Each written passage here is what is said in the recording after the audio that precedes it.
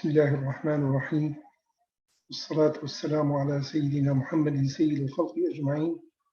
اللهم ربنا اغفر لنا ذنوبنا وارحمنا واهدنا واهد بنا وعافنا يا رب العالمين، واجعلنا يا ربنا من عباد الله الصالحين.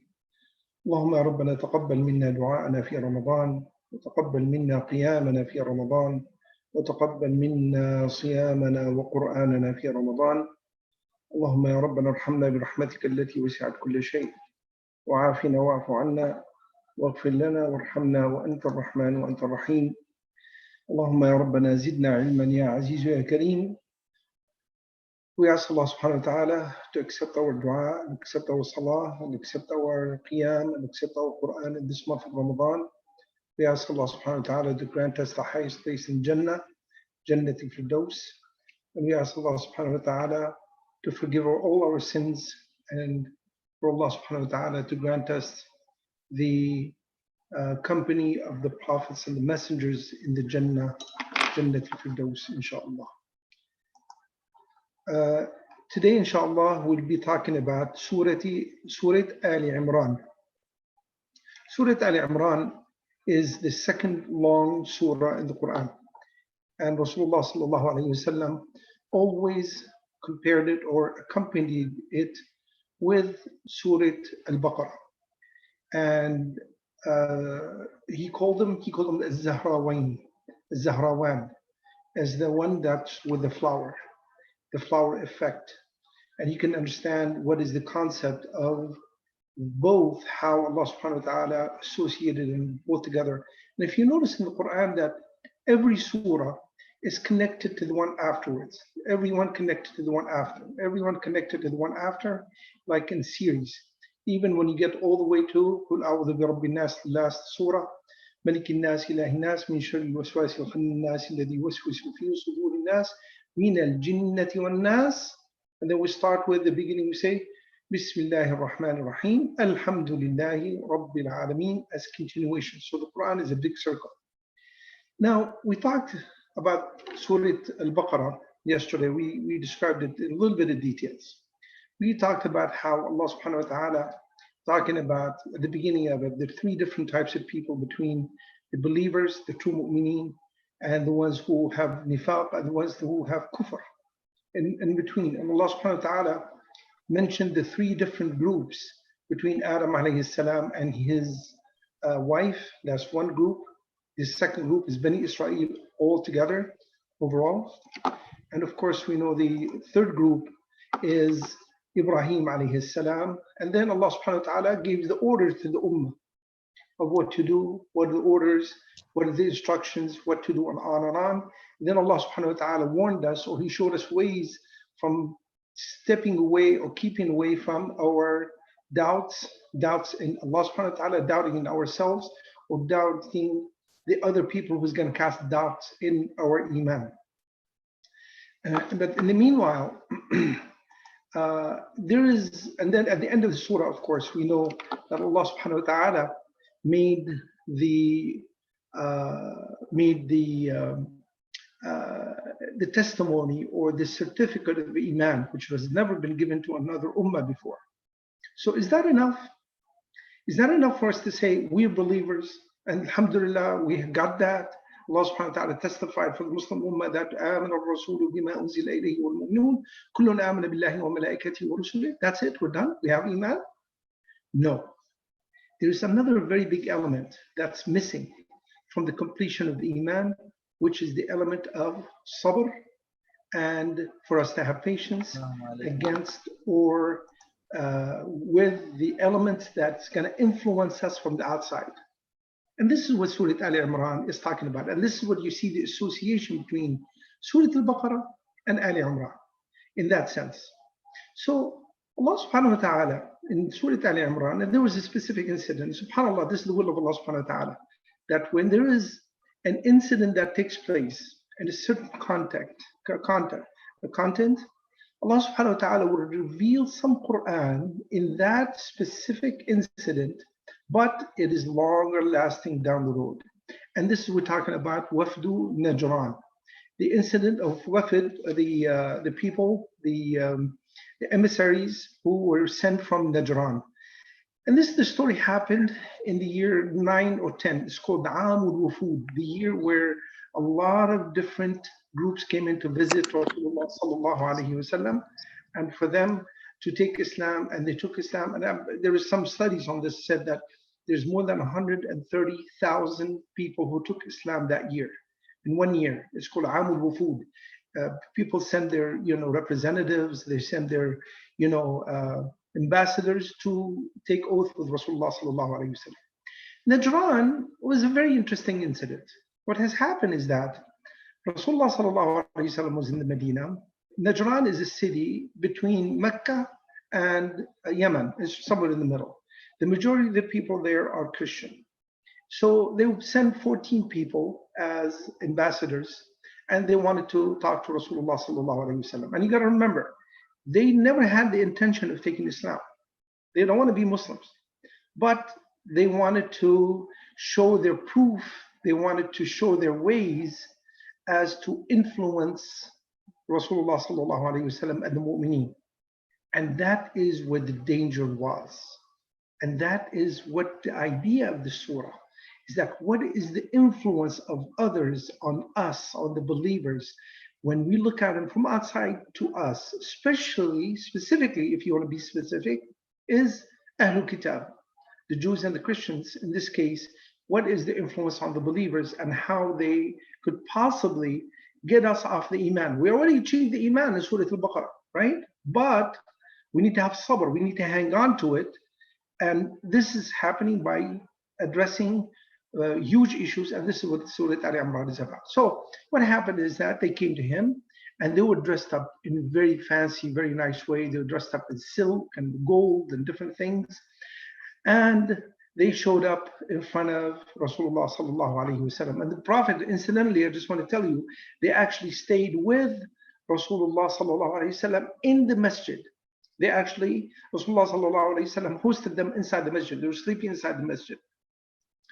So what happened is that they started to give him proofs and on and on. And this is what we see, approximately 100 ayah is talking about the Christians and the Jews, of what their situation, and this argument going back and forth between Rasulullah sallallahu alaihi wasallam and the believers, and the orders of Allah subhanahu wa ta'ala, how to address them, how to talk to them, what to say to them, versus what is their answer. And what happened is that one of the things that they brought up is that they told Rasulullah sallallahu alaihi wasallam, said, you admit and we admit that Isa alayhi salam did not have a father, and there's no way for anybody not to have a father. So Allah subhanahu wa ta'ala, who fathered him? Astaghfirullah. That was their argument. When it got to that point, where it was a dead end, this is what Rasulullah sallallahu alayhi wasallam, in ayah number 61, this is what he did, the mubahala. He said, if that's what you're saying, if that's what you're really convinced with, and I don't think you are, you're just saying this because you don't want to be Muslims, you don't want to be convinced, let's make mubahala. And this is the ayah number 61 in Surah Al-Imran. The mubahala is that for Rasulullah sallallahu alayhi wasallam to bring his family, and for them to bring the closest people to them, and for them to make mubahala. May Allah subhanahu wa ta'ala cast the la'na, cast the damnation upon one who is lying between the two groups. And sure enough, Rasulullah sallallahu alayhi wasallam called Ali ibn Abi Talib, called his daughter Fatima radiyallahu anhum, and he called also everybody around, Al-Hasan, Hussein, everybody, to make the mubahala. And it's so funny, obviously you know the answer. What has happened is that Wafd Najran, they looked at each other, he said, there's no time ever in the history that a man or a group of people has ever made mubahala, made this kind of dua with the Prophet, except for Allah subhanahu wa ta'ala to cast the punishment upon the people here. So they backed off. They did not make the mubahala. And that was a proof they are not truthful about their claims. And that is an idea what we do here in our deen, is that Allah subhanahu wa ta'ala is telling us the Islam, is the deen, is the haqq, is the truth, and everything else out there is batil, is incorrect, is wrong, is off. And if it comes down to it, make mubahala with somebody, and you know what, they're gonna back off so quick and so fast, because they know they cannot back up their claim. They know that Islam is haqq, as well as Wafd Najran. They realized and they understood that Rasulullah sallallahu alaihi wasallam was telling the truth, and the deen of Islam was the haqq, was the truth. So they made a treaty with Rasulullah sallallahu alaihi wasallam. They paid him the jizya. They paid 2.5% of their money, and Rasulullah sallallahu alaihi wasallam sent Abu Ubaidah ibn Jarrah, and they asked him, saying, "Can you send somebody to us who's Ameen, who's a good person, who's honest person?" And Rasulullah sallallahu alaihi wasallam sent to them Abu Ubaidah ibn Jarrah, and he called him. He says, "Ameenul Ummah." He is the Ameen of the entire Ummah. You can trust him. And that's the story of Wafd Najran. But Wafd Najran, brothers, it's not just about that incident only. It's about something happening on a daily basis. Something will be happening all the way until Isa alayhi salam is going to come back in, at the end of times. Because will always be these arguments, will always be these discussions between Muslims and non-Muslims, between the people of Christianity, people of Judaism. And they say, we are Muslims. Say, no, you're not Muslims. If you're truly Muslims, you'll be like us. Just like us, we believe in Adam alayhi salam, we believe in Nuh alayhi salam, Ibrahim alayhi salam, all the way to Isa alayhi salam, including Muhammad sallallahu alayhi wasallam. This is part of the conditions to believe in all the prophets altogether. But when they choose and pick, the Jews stop at Musa alayhi salam, and they say this is the last one. Zakaria is the last one. That's it. And the Christians, they say Isa alayhi salam is the last one, and that's it. We go further all the way to Rasulullah sallallahu alayhi wasallam. So the elements, brothers, of patience, for us to survive with our deen, it's built on 5 different elements here in this ayah, in this surah. Number 1, ilm and ma'rifah. We have to get the knowledge. We have to understand. We have to know what Allah subhanahu wa ta'ala is ordering us to do, what to say, and what is Allah subhanahu wa ta'ala, His instructions, how to deal with things. Number 1. Number 2, al-i'tisamu bil-jama'ah, for us to be as a group, never to divide. And Allah subhanahu wa ta'ala mentioned this in details in the surah. وَاعْتَصِمُوا الْآيَةِ number 105, 102, 105, وَاعْتَصِمُوا بِحَبْلِ اللَّهِ جَمِيعًا. Hang on to the rope of Allah subhanahu wa ta'ala, all of you together.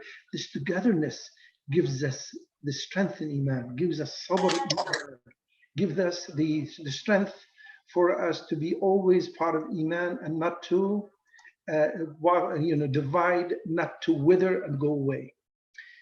Number 3 is, believe it or not, you know what Allah subhanahu wa ta'ala says in Surah Al-Imran, to strengthen our Iman is to have da'wah to others to enter Iman. This is part of the Islam. And believe it or not, brothers, some of the brothers say this has nothing to do with anything, but Allah subhanahu wa ta'ala explains it in detail, Surah Al-Imran. When we make da'wah, when we talk about our deen to others, it actually enforces our deen, strengthens our deen. Because this is a psychological issue with mankind.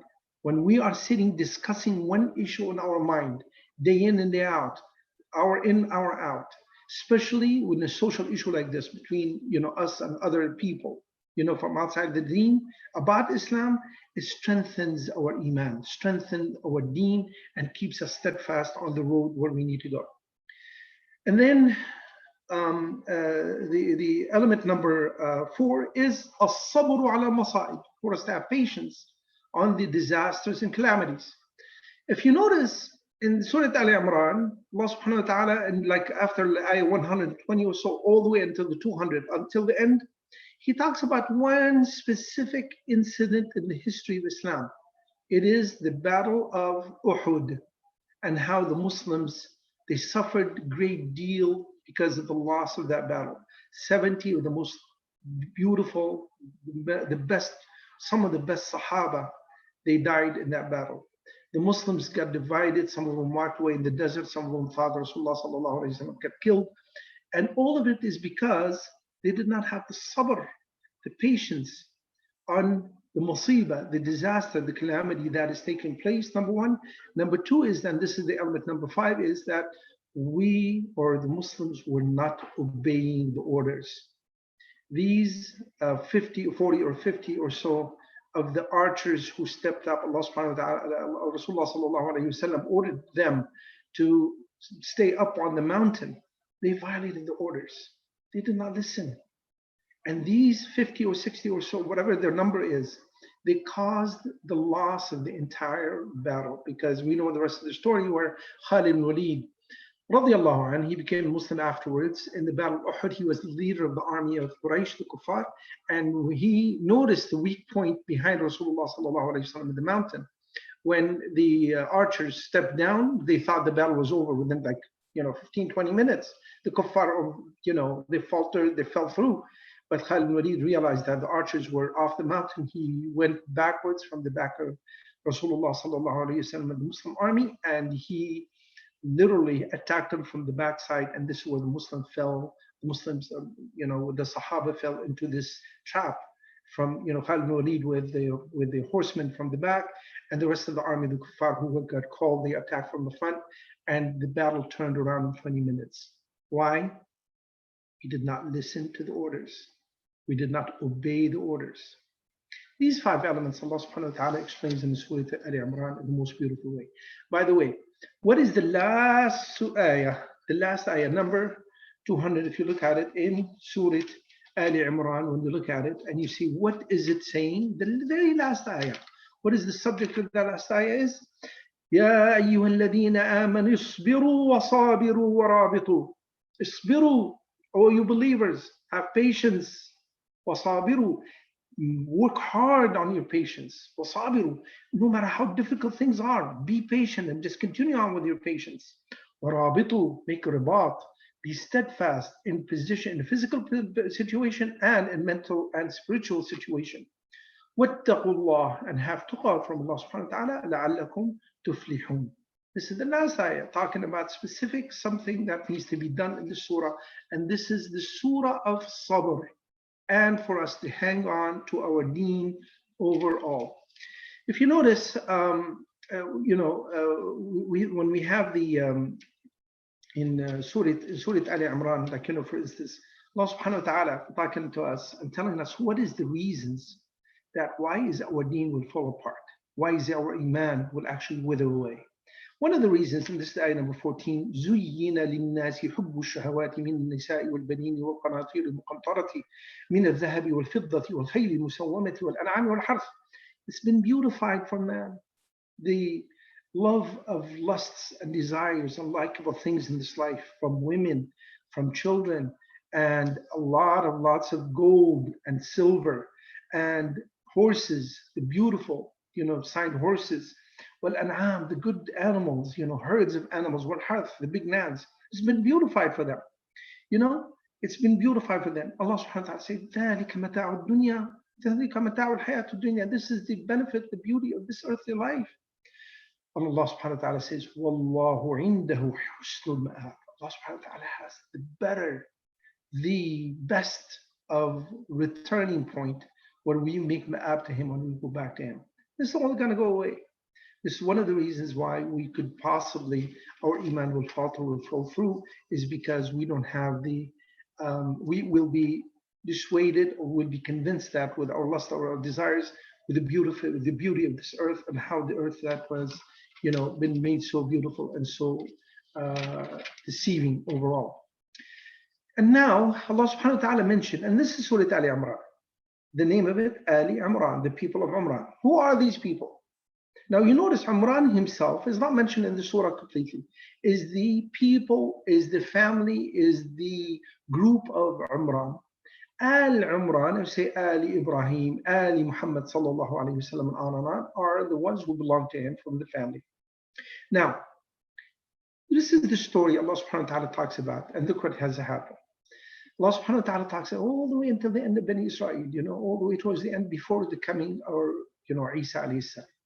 Allah subhanahu wa ta'ala talks about how the wife of Imran, a woman who looked up, they saw how much trouble the Israelites are in. The Romans are attacking, they're occupying the land, they are falling apart, they don't have anybody who's going to inherit the prophecy. Zechariah, where he is basically too old, he's the last prophet, and he doesn't have any descendants, he doesn't have anybody to carry the prophecy. They're in trouble. She stepped up. What she did is that she said, Ya Allah, when she's pregnant, she says, Ya Allah, I'm going to devote my son, who's in my belly, in my womb, for your service, for the sake of saving all Bani Israel. And subhanAllah, when she gave birth, it turned out to be a woman, and that was a girl, a female, which is Maryam.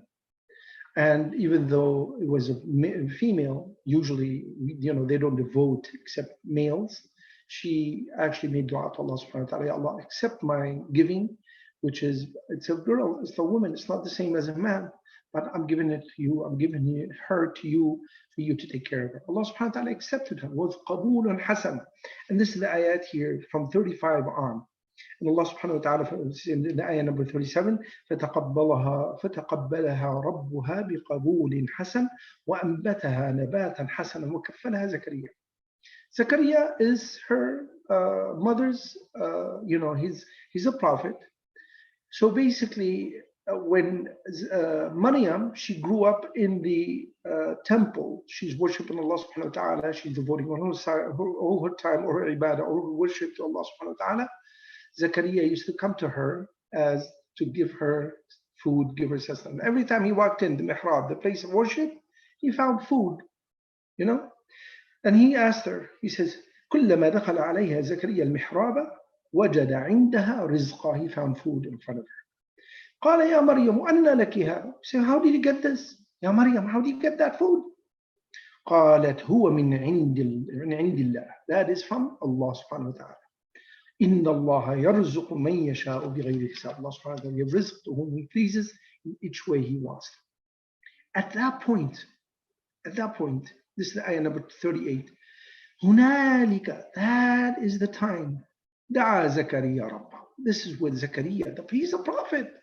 He still has the prophecy on him, but yet, in his situation, he's getting old. He's worried there's nobody to help. It never even occurred to him. It never even thought that for him to make dua to Allah subhanahu wa ta'ala to save him from his conundrum. And they said at that point, this weak woman, who was devoting all her time, she showed him the path. She showed him what to do.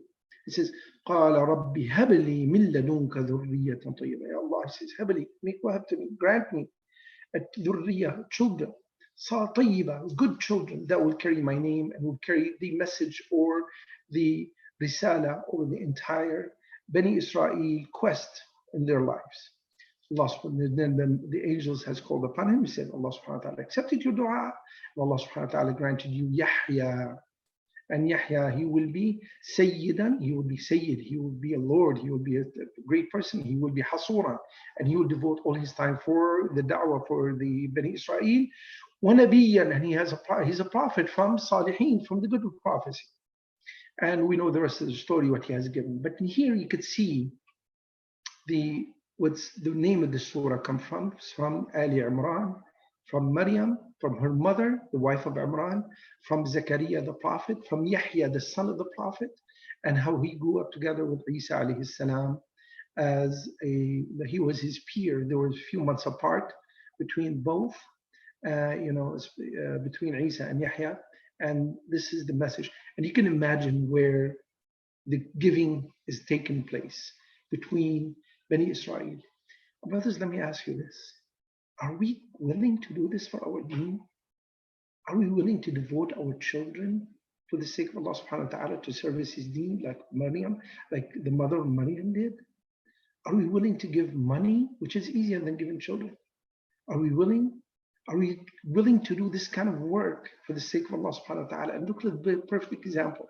A woman, actually, she's the one who instigated this activity, is the wife of Imran. By the way, we have no idea what's her name. The Israelite, they make up different names for her. Allah Ta'ala alam, we're not going to mention them. We say that look at the beauty and look at the greatness of what's going on, what she's been through. And Allah subhanahu wa ta'ala, and that was one of the arguments between Wafd Najran with Rasulullah sallallahu alayhi wa sallam. They said, well, how is somebody could be born without a father? It's impossible. Must be Allah subhanahu wa ta'ala is the father. And this is the ayah number 59. It says, مَثَلُ عِيسَى عِنْدَ اللَّهِ كَمَثَلِ آدَمَ. The example of Isa alayhi salam with Allah subhanahu wa ta'ala is the example of Adam alayhi salam. He created him with no father and no mother. And that was the example Allah subhanahu wa ta'ala is telling us and showing us. And you notice that, you know, the sign of Iman, Islam, some people will say, well, Christians are believers and on and on and on. But actually, they're missing something. There's something missing there. He says, قُلْ آمَنَّا, and this is part of the argument. قُلْ say, and this is the ayah number 84, آمَنَّا بِاللَّهِ وَمَا أُنزِلَ عَلَيْنَا وَمَا أُنزِلَ عَلَى إِبْرَاهِيمَ وَإِسْمَاعِيلَ وَإِسْحَاقَ وَيَعْقُوبَ وَالْأَسْبَاطِ. We believe in everything that has been revealed upon, from Allah subhanahu wa ta'ala, what has been revealed upon us. From Ibrahim alayhi salam, Ismail, Ishaq, Yaqub, Al-Asbat, wa Musa, Isa, wa Nabiyyun, all the prophets all together. لا نفرق بين أحد. We don't differentiate between any of them. And this is the ayah number 85. وَمَنْ يَبْتَغِ غَيْرَ الْإِسْلَامِ دِينًا فَلَنْ يُقْبَلَ مِنْهُ. Anybody who seeks a deen, seeks a religion other than Islam, and then the deen of Islam will not be accepted from him. Once Rasulullah sallallahu alayhi wa sallam was sent, that's it. This is the only deen will be accepted by Allah subhanahu wa ta'ala. And Allah subhanahu wa ta'ala described that person. وَهُوَ فِي الْآخِرَةِ. Or anybody who seeks that other than Islam will not be accepted from him. And he is at the end, at the day of judgment, he will be from al-khasirin. He will be from the losers. He will never be able to gain the Jannah. And now we go into, like, starting from the ayah number 120 to on. We talk about, and this is where we go into the battle of Uhud and the sabr, the element of sabr on the masa'ib. Like, for instance, what Allah subhanahu wa ta'ala says in the ayah number 140, وَإِن يَمْسَسْكُمْ قَرْحٌ فَقَدْ مَسَّ الْقَوْمَ قَرْحٌ مِثْلُهُ. If harm and darar has touched you or come upon you, the others, they have equal amount of harm, equal amount of pain, equal amount of torment. But where it says, وَتِلْكَ الْأَيَّامُ نُدَاوِلُهَا بَيْنَ النَّاسِ, and these days we exchange it between you and other people. They will win some days, you will lose some days, you will win some days, they will win some, and on, it changes between the days. وَلْيَعْلَمَ اللَّهُ الَّذِينَ آمَنُوا. Allah subhanahu wa ta'ala will substantiate, will enforce his knowledge, who is a true believer, and يَتَّخِذَ مِنْكُمْ شُهَدَاءَ, and will take shaheed from you. وَاللَّهُ لَا يُحِبُّ الظَّالِمِينَ. Allah subhanahu wa ta'ala dislikes the zalimeen, the transgressors, who transgress against themselves by depriving themselves from that position of shahada and iman. And Allah subhanahu wa ta'ala telling us flat out in ayah number 149, يَا أَيُّهَا الَّذِينَ آمَنُوا إِن تُطِيعُوا الَّذِينَ كَفَرُوا يَرُدُّوكُمْ عَلَىٰ أَعْقَابِكُمْ فَتَنْقَلِبُوا خَاسِرِينَ. If you believers, if you follow, if you obey, if you listen to the kuffar, the ones who denounced, who rejected Allah subhanahu wa ta'ala and his ways, يَرُدُّوكُمْ عَلَىٰ أَعْقَابِكُم, they will turn you away from your deen. فَتَنْقَلِبُوا خَاسِرِينَ, you will turn into losers. بَلِ اللَّهُ مَوْلَاكُمْ, Allah subhanahu wa ta'ala is your mawla. وَهُوَ خَيْرُ النَّاصِرِينَ, and he's the one who's going to give you the nasr, the support, and the wilaya, and he will be there on your side continuously, no matter where you go, no matter what you do. Allah subhanahu wa ta'ala in these ayat is telling us that there's a big danger on the Muslim ummah back in the days of these kind of influence of the other religions on the Muslims, on the believers. If they listen, if they don't know the right answers, if they could possibly don't have the patience of their deen, they could possibly lose everything that what they have owned, everything that what they have had. Ultimately, the purpose of life, the purpose of deen, and this is summed up in the ayah number 179.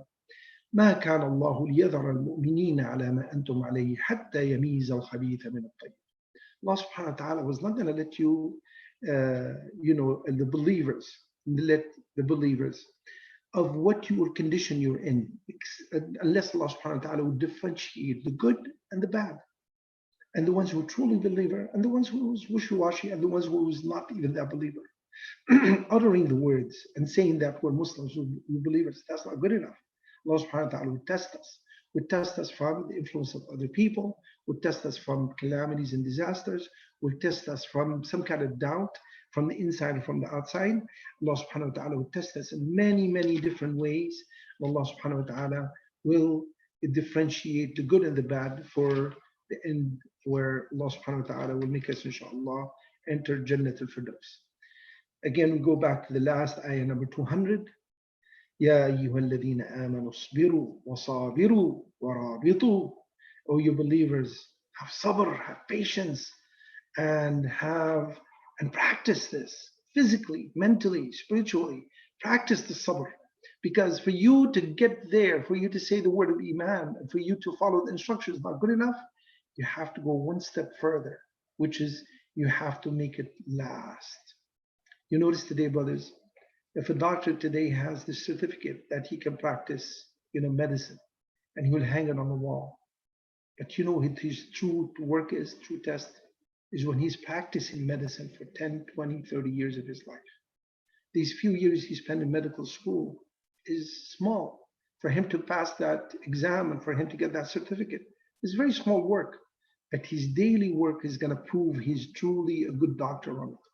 The same thing with us. When we say Shahada, Ashhadu la ilaha illallah, Muhammad Rasulullah, and we accept Islam in our hearts, that is only one step.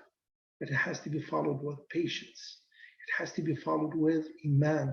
We need to strengthen our Iman with the ilm, with knowledge for us to enforce it. We have to be able to make da'wah to others, to be able to negotiate our deen, to strengthen our deen. And we have to always hang on to our deen the best way we can. May Allah subhanahu wa ta'ala